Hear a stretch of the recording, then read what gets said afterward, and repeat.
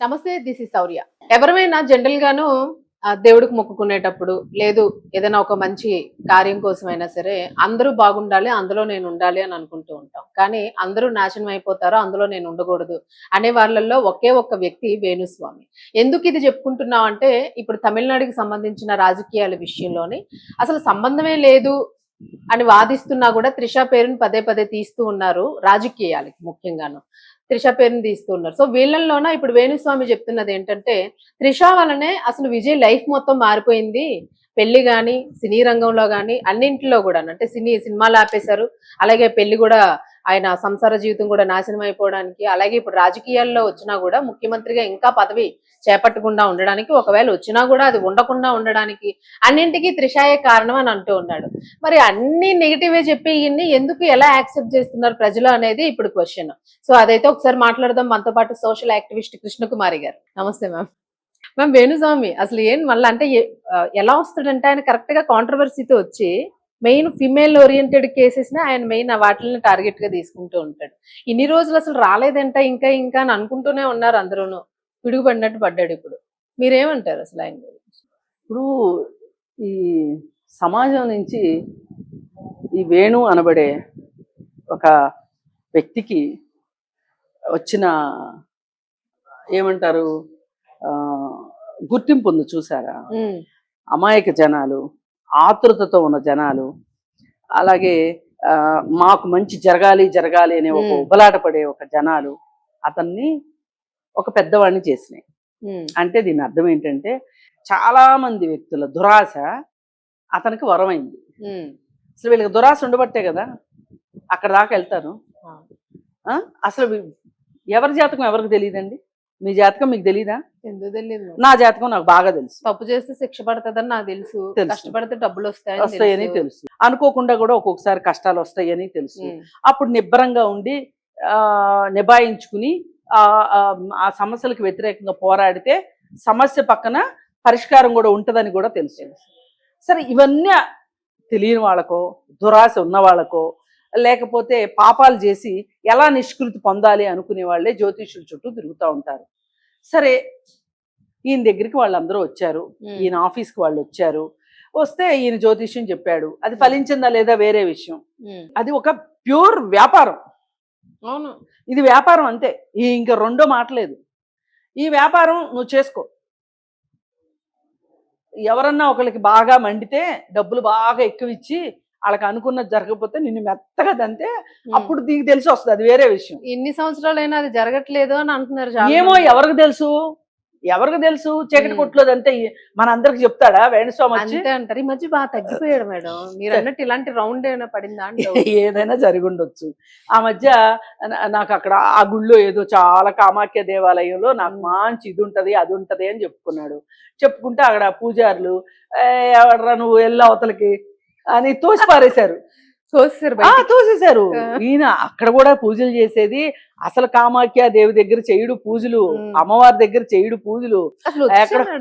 ఏమండి, మంత్రాలు రాని వాళ్ళ ముందు ఏం జరిగితే మంత్రాలు కాకుండా పోతాయి? ఓహో, ఇది వేరే భాషలో మంత్రాలు కావచ్చు అనుకుంటారు కదా. ఇప్పుడు జనాల అమాయకత్వమే, జనాల అత్యాశే ఆయనకి పెట్టుబడి. అంతే అంతే కదా, తప్పితే ఏమీ లేదు. ఇవన్నీ ఏంటి అంటే, నా చిన్నతనంలో వ్యవసాయదారులకి ఇంకెక్కువ జ్యోతిష్యం తెలుసు. ఎట్లా చెప్పమంటారా? ఇట్లా చూసి వర్షం ఎంతసేపట్లో వస్తో చెప్పేవాళ్ళు. నిజంగాను సూర్యుడి ఇది చూసి టైం చెప్పేవాళ్ళు. నన్నెత్తుకొస్తే ఇంత, అటు వెళ్తే ఇంత, ఇటు వెళ్తే ఇంత, నీడను బట్టి టైం చెప్పేవాళ్ళు. అలా మండు టెంట్లో నిల్చోబెట్టాలి మేడం సూర్యుడి కింద, ఎలా చెప్తాడు? అలాగే మన ఇంట్లో రోడ్లు ఉంటాయి కదా, ఆ రుబ్బురోళ్లలో ఆ పడిన ఎంతవరకు నిండిందో చూసి ఎన్ని దుక్కులు వర్షం పడిందో చెప్పేవాళ్ళు. ఇదంతా జస్ట్ కామన్ సెన్స్. ఎవరు ఏ పనిలో నిష్ణాతులైతే వాళ్ళకి అందులో కామన్ సెన్స్ ప్రకారం వాళ్ళకి వస్తది. నువ్వు స్పెషల్ గా వచ్చి చెట్టు కింద చిలక దోషం చెప్పుకునేవాడు కాస్త కార్పొరేట్ జ్యోతిష్యుడు అయ్యాడు, కాలం కర్మం కలిసి వచ్చి. ఇక అందుకని అన్ని నేను చెప్పగలను అంటున్నాడు. ఎట్ట కుదురుద్దండి? అన్ని ఎట్ట చెప్తాడండి? రాజకీయాలు ఎట్ట చెప్తాడు అసలు? పైగా రోజు వార్తలు చూసే అలవాటు ఉన్న వాళ్ళకి, రోజు న్యూస్ పేపర్ చదివే అలవాటు ఉన్న వాళ్ళకి, అది వాళ్ళు ఎంత చిన్నవాళ్ళైనా ఎంత పెద్దవాళ్ళైనా ఆఖరికి 10th క్లాస్ పిల్లోడు కూడా ఇవాళ ఈ దేశంలో ఏం జరుగుతుందో చెప్పగలుగుతాడు. ఇప్పుడు ఆల్రెడీ దీది 70 ఇయర్స్ పైన ఉంది. అవును. ఆమె ఈసారి సీఎం అవ్వదని నువ్వు చెప్తున్నావు. నువ్వేనా చెప్పాల్సిందా మాట? ఎవరికి తెలియదు ఈ సంగతి? ఇప్పుడు ఎలా ఉందంటే మేడం 90 ఏళ్ళకి తల్లి అవ్వదు అన్నట్టుంది. 90 ఏళ్ళు 100 ఏళ్ళకి ఎలాగ తల్లి అయ్యే ఛాన్స్ లేదు కానీ కదా, ఈయన జాతకం చెప్తాడు 90 ఏళ్ళకి తల్లి అవ్వదు అని. తల్లి అవ్వదు అని. మరి ఇన్ని ఇన్ని విర్రవీగుతున్నాడు కదా. అసలు త్రిష గురించి, త్రిష పేరు ఎత్తే హక్కు లేదు ఇతనికి. ఎత్తుతున్నాడు.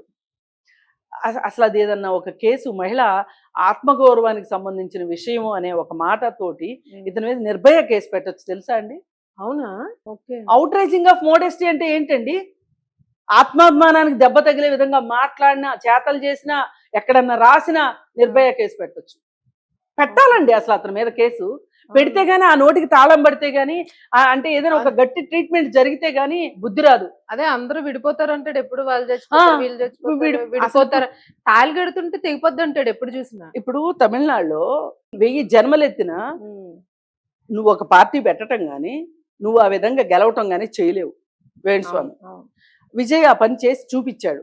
తలబండిన రాజకీయ నాయకులు కూడా తలగొట్టుకునేటట్లు చేశాడు. పరిస్థితులు, అది విజయ్ గొప్పతనం అని కూడా. ఆ పరిస్థితుల్లో అతను పరిస్థితుల్ని సరిగా అంచనా వేసి, అతని వ్యూహాలతోటి అక్కడున్న పరిస్థితుల్ని అంచనా వేయటం వల్ల అతను గెలిచాడు.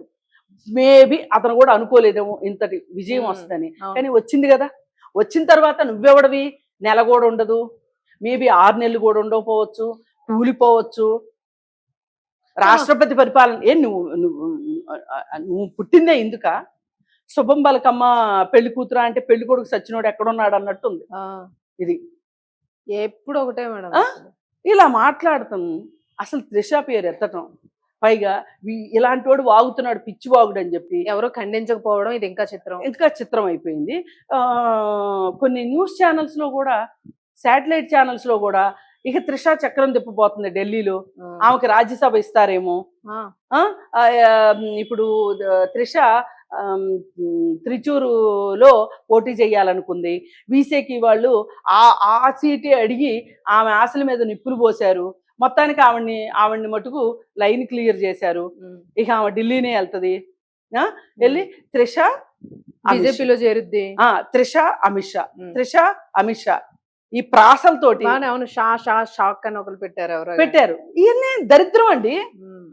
అసలు మీకు అవకాశం వచ్చింది కదా, మీరు మాట్లాడగలిగే ప్లేస్ లో ఉన్నారు కదా, మీ మాటలు నలుగురు వింటున్నారు కదా అని ఈ విధంగా బాధ్యతారహితంగా మాట్లాడితే మీకు పుట్టగతులు ఉంటాయా? అసలు ఇదేమి జర్నలిజం? అసలు ఇట్లా మాట్లాడటం, వీళ్ళని జర్నలిస్టులను చూసి జ్యోతిష్యులు, జ్యోతిష్యులను చూసి జర్నలిస్టులు, మీరు వేసే చెత్త అంతా. ఆయన ఎందుకు ఇప్పుడు మాట్లాడాడు మేడం? మామూలుగా ఇప్పుడు అందరూ మాట్లాడుతున్నారండి. వేణుస్వామి మాట్లాడుతున్నాడు, సరే. అసలు ఇప్పుడు కాస్త రాజకీయాలు తెలిసిన వాళ్ళు, న్యూస్ అంటే 4th ఎస్టేట్ అని చెప్పుకునే వాళ్ళు కూడా మాట్లాడడం ఏమన్నా బాగుందా? మర్యాదేనా ఇది? అసలు మీకు ఎవరిచ్చారు? త్రిష గాని విజయ్ గాని ఎప్పుడైనా ఎక్కడైనా వాళ్ళు ఏమన్నా చెప్పారా? అవును, లేదులేండి. వాళ్ళు అనందే మనం ఎలా అంటామండి? ఇప్పుడు వాళ్ళ ఆవిడేమంది? ఆయన చాలా మంది అమ్మాయిలతోటి అతను మాట్లాడుతుంటాడు, మాకు ఎప్పటి నుంచో గొడవలు ఉన్నాయి అని చెప్పింది. ఓకే, ఆమె కూడా త్రిష పేరేమి చెప్పలేదు. అవును, చెప్పలేదు. ఇప్పుడు కందకలేని దురద కత్తిపేటకి ఎందుకండి? ఇప్పుడు ఆమె బయటకు వచ్చి చెప్తే పోనీ ఆమె చెప్పింది కాబట్టి మనం మాట్లాడవచ్చు. అసలు ఇట్లాంటి విషయాలు పదే పదే పదే పదే జగన్మోహన్ రెడ్డి మాట్లాడి పవన్ కళ్యాణ్ గురించి ఏమన్నా సాధించాడా? టైం వేస్ట్ చేసుకున్నాడు తప్పితే. ఇప్పుడు మనం ఒక వ్యక్తి మీద ఒక విమర్శ చేయాలనుకుంటున్నప్పుడు ఆ విమర్శ ఎంత పకడ్బందీగా ఉండాలి, నీకు ఎంత ప్రయోజనం వచ్చేటట్లుంటే నీ టైం అంత వేస్ట్ చేసుకోవాలి. ఇప్పుడు ఒట్టిగా వాగినట్టే కదా. ఇప్పుడు మనం వాగిన దానికి కాకి అరిసిన దానికి ఏమి తేడా ఉంది? అంతే, అది కాకి కాబట్టి అరిసింది, నువ్వు జగన్మోహన్ రెడ్డి కాబట్టి మాట్లాడావు అన్నట్టుంది తప్పితే వేరే ఏమన్నా ఉందా? లేదు. అలాగే వేణుస్వామి మాట్లాడినా, అలాగే ఛానల్స్ వాళ్ళు మాట్లాడినా, ఇవన్నీ మీ స్థాయిని తగ్గించుకుంటానికి పనికొస్తున్నాయి తప్పితే మీ స్థాయిని పెంచుకునేటట్లుగా లేవు. ఇకపోతే యాతావాత వేణుస్వామి అవును. ఆయన ఫెయిల్యూర్ల గురించి ఏ రోజు చెప్పడం. సక్సెస్ ఏమండి? గురించి కూడా చెప్పడు కదా ఆ? మేడం. అసలు జగన్ గెలుస్తాడు అన్నాడు, గెలలేదు. అదే నేను అంటున్నా, ఆ. ఇవన్నీ ఫెయిల్యూర్స్ కదా మరి. అవును. దాని సంగతి ఏంటి? ఉమ్. ఇక్కడ కేసీఆర్ గెలుస్తాడు అన్నాడు, మరి కేసీఆర్ సంగతి ఏంటి? తెలియలేనప్పుడు ఆహా, గమ్మున ఉండొచ్చు కదా, ఎందుకు ఊరికే పరువు తీసుకుంటాడు? ఇవన్నీ అయిపోయినాయి, ఈ రెండు అయిపోయినాయా? అసలు అశూరెడ్డి సంగతి ఏంటి? అదే అశూరెడ్డి సంగతి ఏంటి? అశూరెడ్డి క్లియర్ గా చెప్పింది వేణు, అదే అందులో ఆడియోలో విన్నాం కదా, వేణుస్వామిని ఆవిడెవరో మా ఇద్దరి మధ్యను మనం సెటిల్మెంట్ చేసుకున్నాం. కాదండి, ఆమెకి వామాచారంతో పూజలు చేసిన ఫోటోలు కూడా బయటకు వస్తే అవునవును. ఆ మరి నువ్వు చూసిన పూజలన్నీ ఏమైనాయి? ఇప్పుడు రేపు మాపో ఆమె జైల్లో పెడతారంటగా. నిన్న కోర్టు కూడా చెప్పింది, అమ్మా నీ మీద కేసు కొట్టేయడం అనేది, ఎఫ్ఐఆర్ ని కొట్టేయడం అనేది కుదరదు, నువ్వు విచారణని ఎదుర్కోవాల్సిందే, ఆధారాలు ఉన్నాయమ్మా తల్లి అని చెప్పి పంపించారు. బాగా చెప్పి పంపించారు.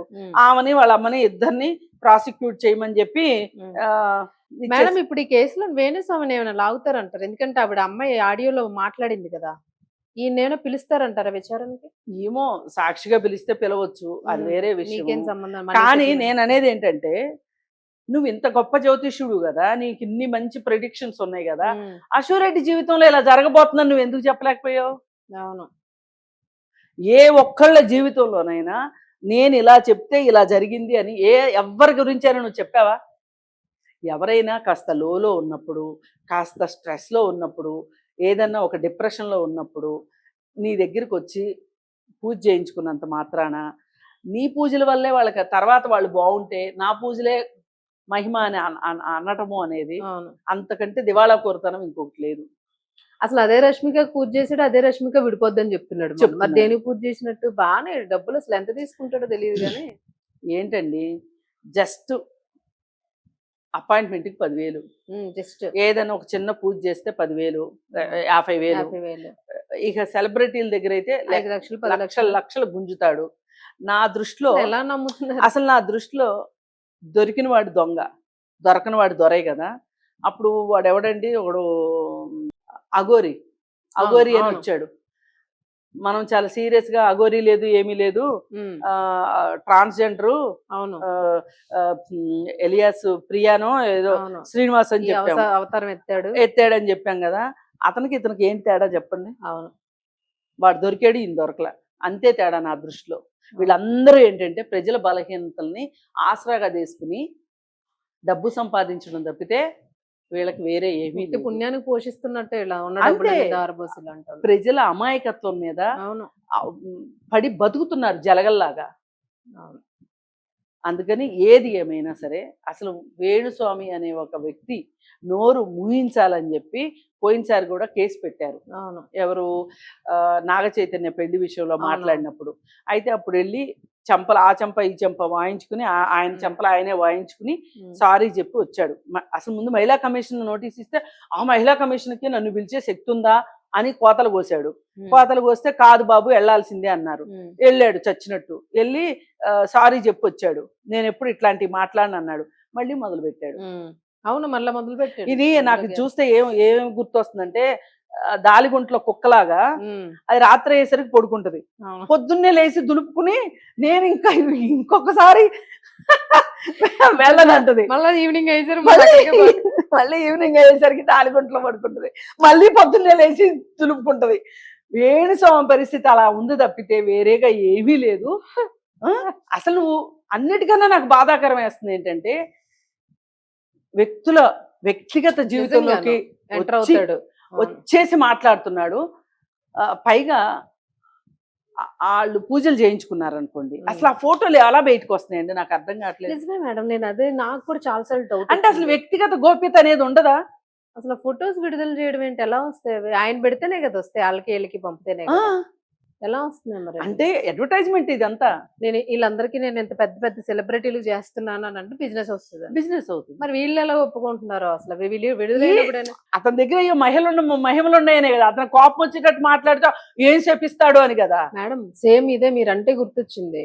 పాస్టర్ ఒక ఆయన, ఈ రోజు మనం చర్చ్ పాస్టర్ 14 ఏళ్ళ అమ్మాయిని అనేక సార్లు అత్యాచారం చేసి ఆ పిల్లకి ప్రతి నెల గర్భవతి టాబ్లెట్లు ఇస్తే 14 ఏళ్ళు కదా, ఆ, అబార్షన్ అయిపోయి ఓవర్ బ్లీడింగ్ అయ్యి ఇప్పుడు ప్రాణాపాయ స్థితిలో ఉంది. ఆ పిల్లని ఏం చెప్పాడంట, దేవుడు నిన్ను శపించేస్తాడు నువ్వు బయటికి చెప్పావు అని, అంటే దేవుడి శాపానికి గురవుతావు అన్నాడట. దానికి ఏం తెలుస్తుంది ఆ పిల్లకి? సినిమాల్లో చూడండి తల వెయ్యి వక్కలైపోద్ది అంటారు కదా, ఉమ్. అలా చెప్తే ఇప్పుడు నిజంగా ఎందుకో ఇలాంటి వీళ్ళ భయపడేదా. ఆ నాసిక్ లో టేబుల్ జ్యోతిష్యుడు కూడా ఇయే కదా, ఉమ్. ఇలా అవునవును. చెప్పే కదా. ఇప్పుడు ఏదో సమస్యతోటో అసలు జనాలు చాలా జాగ్రత్తగా బాధతోటో ఉండాలి. వెళ్తారండి, అవును. మనశ్శాంతి కోసం వెళ్తారు. వెళ్తే కనీసం వీళ్ళు మాట్లాడలేని దేవుడి దగ్గరికి వెళ్తే అన్నా ఏదైనా కొంత కనీసం మంత్రమైనా మనకి వైబ్రేషన్ ఇస్తది. కాదు, రాయి బయటకు వచ్చి వీళ్ళని ఏమీ చేయకుండా ఆ, ఉంటది. అంతే. కానీ ఈ మనుషుల దగ్గరికి వెళ్ళారనుకోండి, వీళ్ళు ఎప్పుడైనా కాటేస్తారు. అవును. ఈ పాస్టర్లు అవనివ్వండి, మొల్లాలు అవనివ్వండి, అవును. అలాగే ఈ బాబాలు అవనివ్వండి, జ్యోతిష్కులు అవనివ్వండి, ఉమ్. ఈ మొత్తం గ్యాంగ్ అంతా జనాల మీద పడి బతికేవాళ్ళు. అవును. కష్టపడకుండా, చెమట చెందకుండా, ఉమ్. ఏసీ రూముల్లో కూర్చొని 4 మాటలు చెప్పి బతికేస్తున్నారు వీళ్ళు జనాల మీద పడి. అసలు ఇట్లాంటి వాళ్ళ దగ్గర నుంచి ఈ దేశ ప్రజలకు ఎప్పుడు విముక్తి దొరుకుతుందో నాకు అర్థం ఏం లేదు, కావట్లేదు. ఇలాంటి వాళ్ళ మీద కేసులు వేసి లోపల దోసి 4 వడ్డిస్తే అప్పుడు మిగిలిన ఏమండి, భయం వస్తుంది. సైంటిఫిక్ అది టెంపర్మెంట్ చెయ్యికే కదా. సైంటిఫిక్ టెంపర్మెంట్ ని పెంచాలి అని చెప్పి గొగ్గోలు పెట్టేవాళ్ళు గగ్గోలు పెడుతుంటే, అవును. జ్యోతిష్య శాస్త్రాన్ని పాఠ్యాంశాల్లో చేరుస్తున్నారు. అవును. అంటే ఒక రకంగా జ్యోతిష్య శాస్త్రానికి మీరు అది అర్థం- శాస్త్రీయమైందా కాదా అని ఆర్జం పోస్తున్నట్టే. దాని వైపు మీరు నడిపిస్తున్నట్టేగా. అంతే. అసలు శాస్త్రీయత ఉందా లేదా అని ఆలోచించాల్సిన పరిస్థితిలో ఈ దేశం ఉంటే, ఉమ్. మళ్ళీ మనం ఏం చేస్తున్నాము, ఒక పక్కన ఆ విధంగా కృషి జరుగుతూ ఉంటే, ఇంకో పక్క నుంచి ఇప్పుడు ఒక మనిషికి బ్లడ్ ఎక్కిస్తారండి, ఇంకో పక్క నుంచి బ్లీడింగ్ అవుతుంది అనుకోండి, ఎంత ఎక్కిస్తే ఏంటి ఉపయోగం? అవును. అందుకని వీళ్ళు సమాజానికి పట్టిన చీడ పురుగులు లాంటి వాళ్ళు. అవును. అందుకని ఇట్లాంటి వాళ్ళని సమాజం నుంచి చట్టాల ద్వారా మట్టుకు ఖచ్చితంగా చర్యలు శిక్షించాలి, చర్యలు తీసుకోవాలని కోరుకుంటున్నాను. Thank you madam. Thank you.